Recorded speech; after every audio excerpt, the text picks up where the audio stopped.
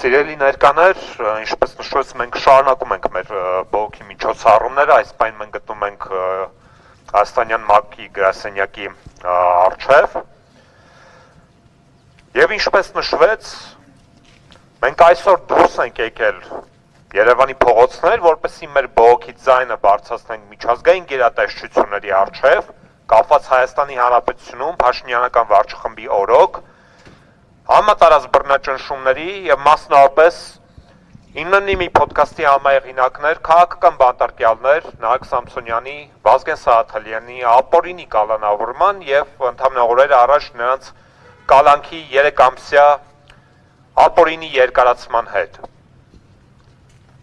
Մենք նաեւ փաստեցինք, որ այս պահին քաղաքական բանտարկյալ Նահագ Սամսոնյանը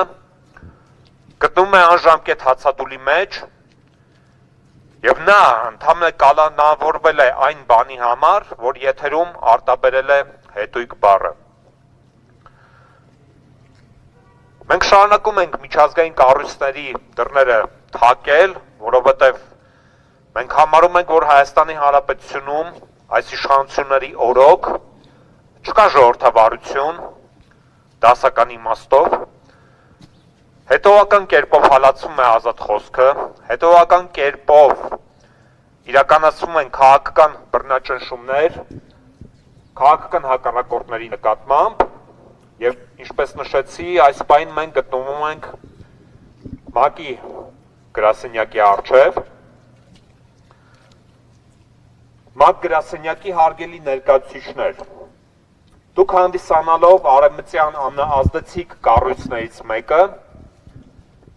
որը սփռված է ողջ աշխարհում գրեթե եւ բարձրաձայնում է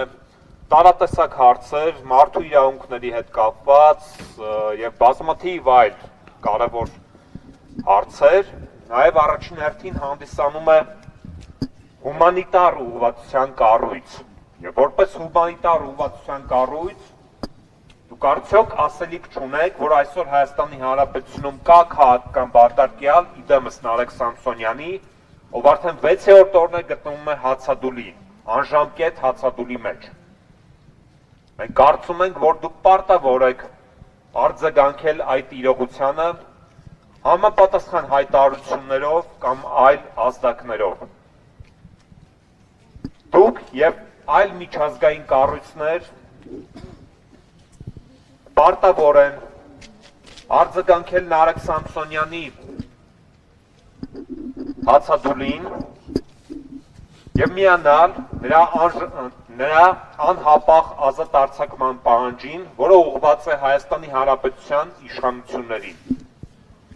Բազմաթիվ միջազգային կառույցներ ունեն իրենց լծակները ներազդելու Հայաստանի իշխանությունների կայացրած որոշումների վրա, ինչպես դա նրանք անում էին 2018 թվականից առաջ։ Ես նշեցի, որ միջազգային կառույցները, ներառյալ հենց նույն միավորված ազգերի կազմակերպության գրասենյակը, չպետք է լռեն Հայաստանի Հանրապետությունում մարդու իրավունքների զանգվածային խախտումների, չպետք է լռեն Հայաստանի Հանրապետությունում իշխող ռեժիմի կողմից համատարած բռնաճնշումների եւ քաղաքական հակառակորդներին, մեդիա դեմքերին, իդեմս Նահագ Սամսոնյանի եւ Վազգեն Սահաթալյանի քաղաքական հալածանքների ենթարկելու համատեքստում։ Մենք շարունակելու ենք բախել բոլոր միջազգային կառույցների դռները։ Մենք շարունակելու ենք մեր պայքարը մինչև Հայաստանի Հանրապետությունում ազատ չարձակվի վերջին քաղաքական բանտարկյալը։ Մենք շարունակելու ենք հետևական կերպով բարձրաձայնել քաղաքական բանտարկյալ Նահագ Սամսոնյանի հացադուլի եւ այդ հացադուլի համատեքստում իր անհապաղ ազատ արձակման պահանջի հարցը։ Ազատություն Նահագին Վազգենի եւ ռեժիմի բոլոր քաղաքական բանտարկյալներին։ Ազատություն, ազատություն, ազատություն։